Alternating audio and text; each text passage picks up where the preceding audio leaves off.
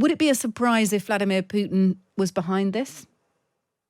No, it wouldn't. And in fact, if we look at the likelihood of a plane crashing in Russia at the moment, Russian aviation doesn't have a particularly proud history, but in recent years it has been safe flying. And if there are concerns about any sort of aviation in Russia today, it's commercial aviation by passenger jets, and private aircraft have been mostly fine. They get their spare parts and so forth. So for this particular aircraft to crash, it doesn't look like an accident.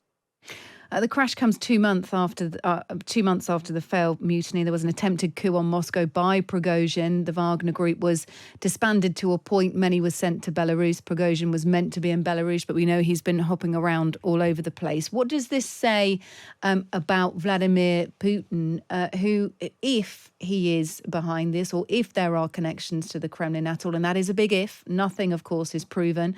That is what is being speculated this evening. But we can't detach one from the other. I think that's fair to say. At the moment, we can't detach the thread completely. What does this tell us about Vladimir Putin? It tells us that he has made a very difficult calculation and decided in favor of getting rid of Prigozhin, if we put it that way, because there are a lot of downsides to doing so.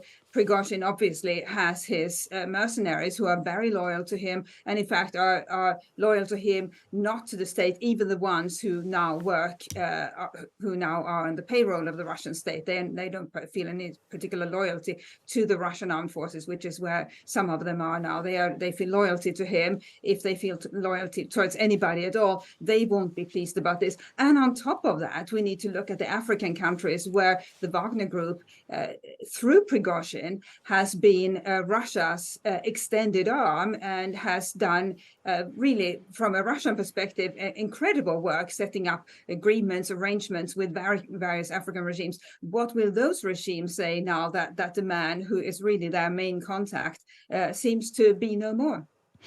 What about the other members of the Wagner group? There was a bit of speculation earlier, and I haven't been able to get to the bottom of it yet, that another senior commander or member of the Wagner group was also on the passenger list for this flight that has crashed north of Moscow. What are your concerns? What do we know of the other senior members of the Wagner group and how they might respond to this?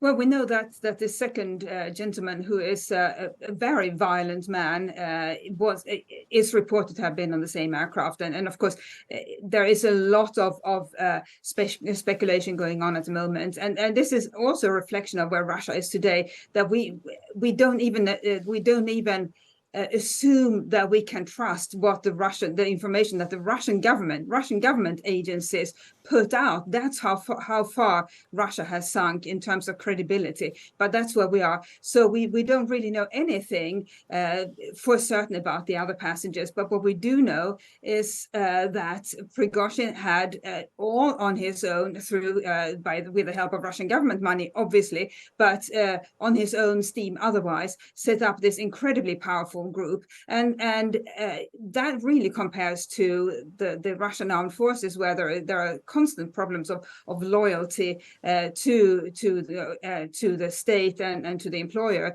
He clearly didn't have such problems. You can say, well, the Wagner group are a bunch of criminals, and it's not a particularly attractive company or organization. No, it's not. But there is clearly sort of a mafia-like loyalty within it, which is why it's so dangerous to remove Prigozhin, because then you get, if not everybody, then at least a substantial number of people against you. But again, I would look at the countries abroad where the Wagner group is active as well. They won't be pleased. They particularly won't like being drawn into a domestic Russian power battle.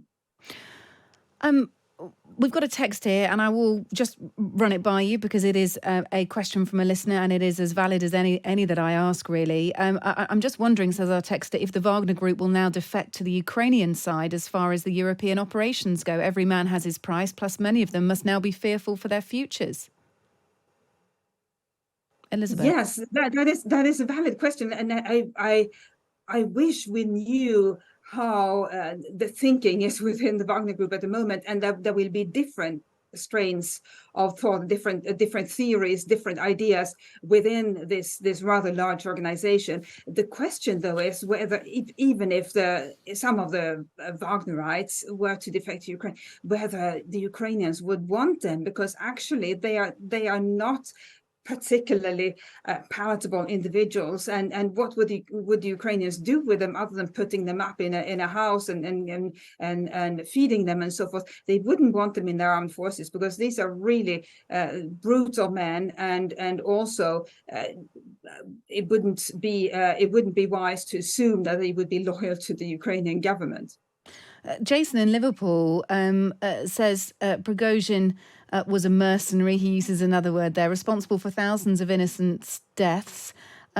Jason isn't concerned if Prigozhin is dead or not. And I suppose, that is a bit of context that we should also reflect as well, Elisabeth. Here is a very dangerous man who has tried to destabilize Vladimir Putin and is now being presumed dead. Certainly, we know that his name, according to Russian authorities, was on a passenger list of an aircraft that's crashed north of Moscow. When we bring this back to the wider context, how significant is it really, if we're to enter into the diplomatic angle or the point of view that there is still an incredibly serious war going on at the moment? What is the context here? Is there any context, or is it just a very dangerous man who may have met his end, possibly because he crossed Vladimir Putin?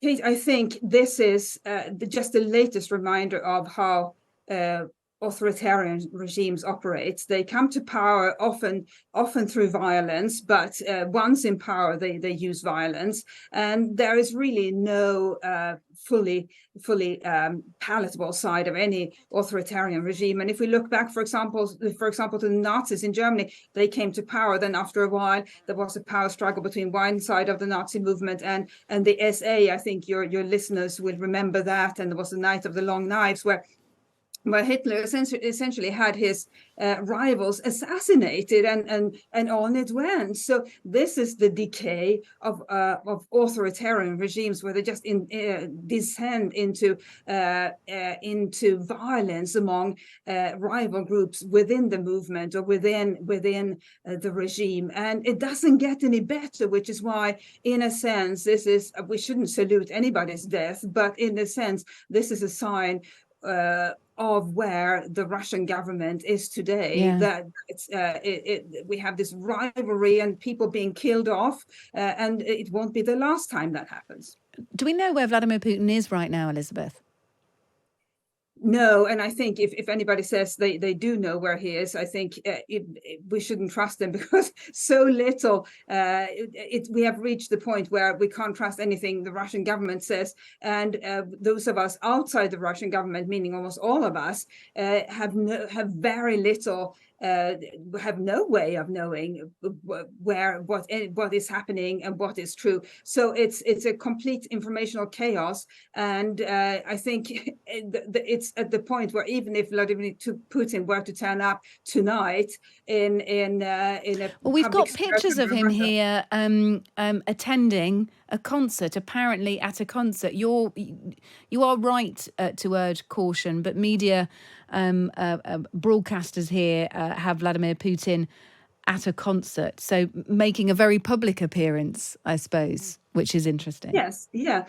But my point was going to be that even if he does make a public appearance, the trust or the lack of trust in the Russian government is now at the level where many people will say, well, that's a fake, that's a double. And we have seen that happen so many times. When Vladimir Putin turns up, people will say, well, that's a double, that's not him. And so it really is dangerous that the Russian government, which used to be a pretty respected member of the international community, is now at essentially the level of a mafia organization, where people are killed off, where there is a rivalry that will end with somebody's death, and where you assume that you can't trust a word of what they say.